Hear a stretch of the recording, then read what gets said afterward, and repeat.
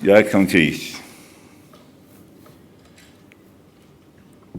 ladies and gentlemen, I also noticed there are some young people in the audience, the leaders of tomorrow.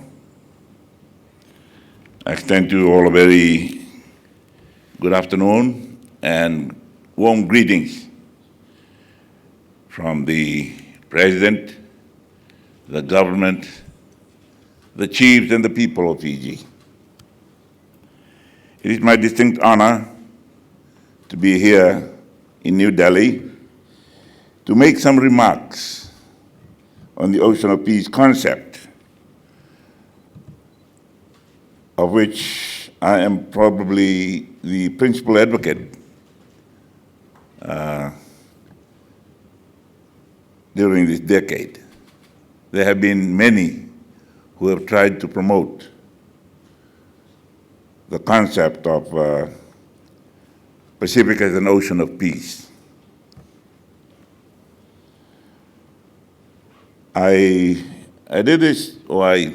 raised this idea in consideration of the vast and interconnected expanse of our blue Pacific continent and its multifaceted impact on our own region and beyond. While our island state might be small and scattered in the Pacific Ocean, collectively, we have sovereign rights over 32 million square kilometers of the blue Pacific. This area alone is only slightly smaller than the combined land areas of Russia, China, and the United States of America. Yet, Pacific peoples have remained resilient. We are united by a shared identity and a deep guardianship of our ocean, although it is the world's ocean, the Pacific. This resilience and unity inspired the Ocean of Peace concept and its vision for the future. Considering the collective area of the Blue Pacific, it is significant as an exclusive economic zone and a geostrategic importance. It is of great geostrategic importance for our region and the world. I continue to passionately advocate the Ocean of Peace concept for the future security and prosperity of our region and beyond. When considering this future outlook, we must also reflect on our very rich history and our unique heritage.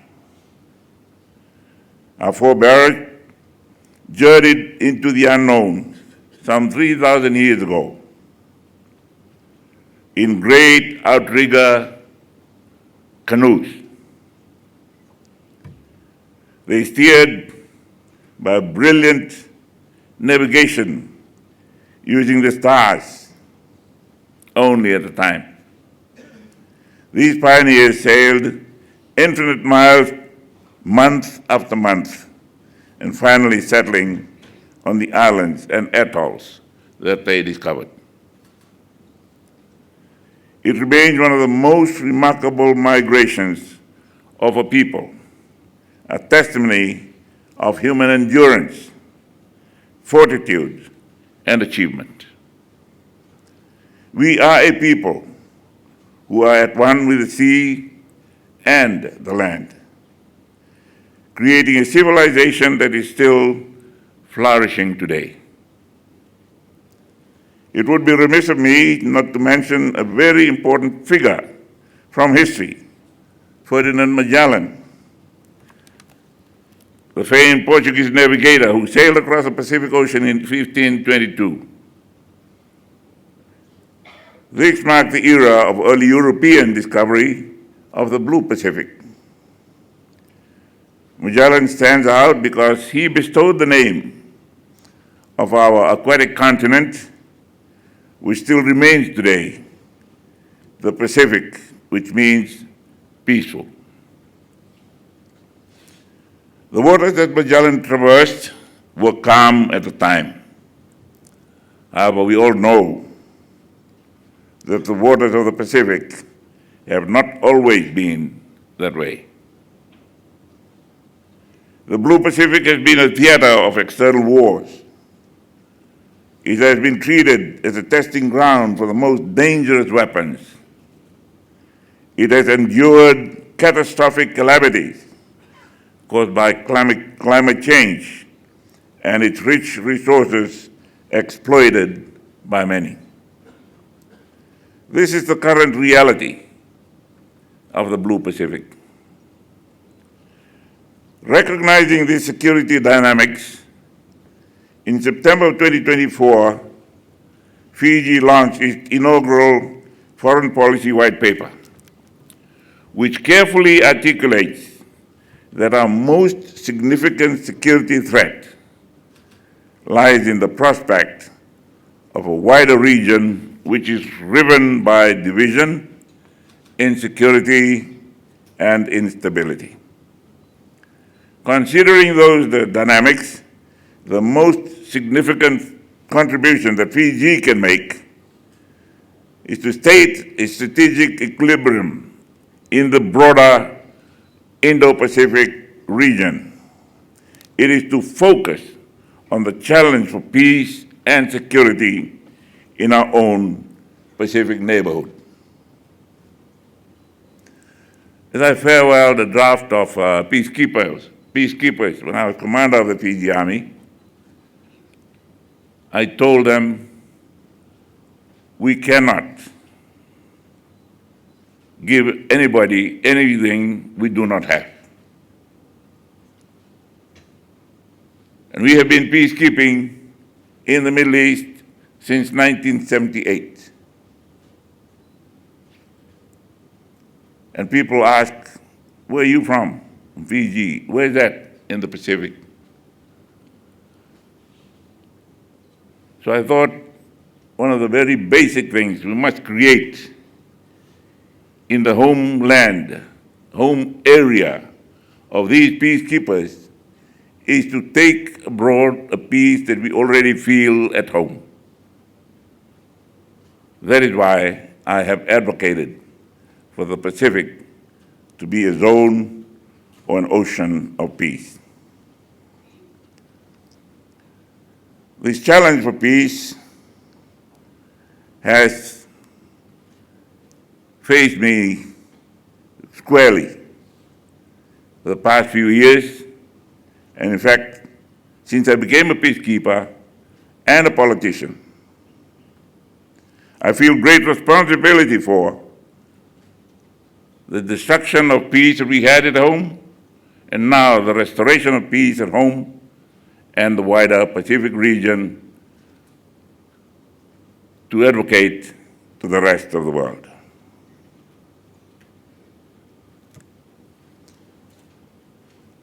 In that way, I'm greatly concerned about the geostrategic competition that is before the Blue Pacific region right now, and has been further accelerated by the ongoing international conflicts around the world. We live in a time where there is growing economic uncertainty throughout the world, and that is felt very keenly in our geographically dispersed Pacific states. The global rules-based international order had been tested to its limits, and multilateralism is eroding in the face of prolonged conflicts and humanitarian catastrophes. Further exacerbating this situation is the existential threat posed by the impact of climate change. Rising sea levels, increasingly severe weather conditions, weather events, and the changing ecosystem. These threaten our ways of life and our very existence in the Blue Pacific. And that brings me to what we can do as a Pacific family through the Ocean of Peace concept, which is founded on the Pacific way of dialogue, diplomacy, and consensus. I have always believed in the Pacific approach to security, to stability, and to prosperity. We are stronger when we stand together. At the Pacific Island Forum meeting in Rarotonga in 2023, I proposed that regional leaders agree on a set of principles that embed peace as the cornerstone of our individual and collective policies in the region. I would like to elaborate a little on the Ocean of Peace concept. At the core of the concept is a shared aspiration rooted in our traditions and guided by a collective commitment to regional cooperation and stability, and cooperation for stability. It reaffirms our commitment to ensuring our people can lead free, healthy, and productive lives. The Ocean of Peace concept is a signal that we seek a region in which strategic competition is managed, where stability is the touchstone of regional relationships, and where coercion is kept in check. The concept reflects my belief that a united region is a strong region, that when we speak with one voice, our power is magnified. This concept also calls for us to remain committed to peaceful development, because lasting peace across our countries requires a careful balance between national security and sustainable development. This elusive peace is not something achieved through our police or security forces alone. It also requires families and communities, societies and nations that are built on the foundation of harmony, stability, satisfaction with life, and freedom from want and fear. The Ocean of Peace stands on core principles of the concept which primarily draws our foundational tenets of Pacific regionalism. It is our opportunity to weave the threads of our Pacific past with our vision for our Pacific future. The Ocean of Peace concept is based on the following 12 principles: a shared commitment to peaceful resolution of disputes based on the Pacific Way, respect for international law and norms. We recall the United Nations General Assembly Declaration on the Rights of Peoples to Peace that was adopted on the 12th of November 1984. Rejection of coercion as a means to achieve security, economic or political advantage. Freedom to determine our own security and strategic policies. Upholding freedom of navigation and overflights. A commitment to the non-proliferation of nuclear weapons. Protecting the maritime environment. A recognition that common challenges require common solutions. Respect for human rights, support for regional institutions, calling on actors to champion rules of responsible, peaceful, deconflicting behavior, and 12, bringing our people together. These principles are based on the Pacific Way. They also offer an opportunity for us to set out how we expect those from outside the region to respect our approaches and participate with us. Very important. This means respect for the Pacific Way, respect for norms and law without coercion. Based on these principles, the concept would serve to strengthen our unity and elevate the international visibility of our islands, which will accelerate increased opportunities for tourism, investment, and development. By upholding these principles, we strengthen the Pacific unity, we raise our international profile, and create new opportunities for tourism, trade, investment, and development. In this effort, India is an important partner. Bilaterally, India's support in areas like digital solutions, healthcare, renewable energy, education, and skills development helps Fiji build resilience and prosperity for our own people. Multilaterally, India can amplify Fiji's voice at the United Nations and at other international fora, supporting our calls for decisive climate action, nuclear non-proliferation, and a rules-based international order under the UN Charter and United Nations Convention on the Law of the Sea, UNCLOS.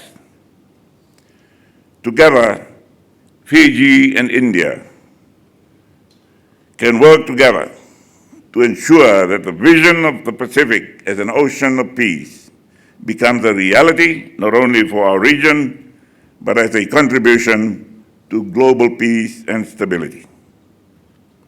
In closing, Your Excellencies, ladies and gentlemen, I believe that through the Ocean of Peace concept, there are opportunities to share the Pacific Way with the global audience. The implementation of the Ocean of Peace concept is a shared endeavor involving all of us from the Pacific, the Indo-Pacific, and beyond.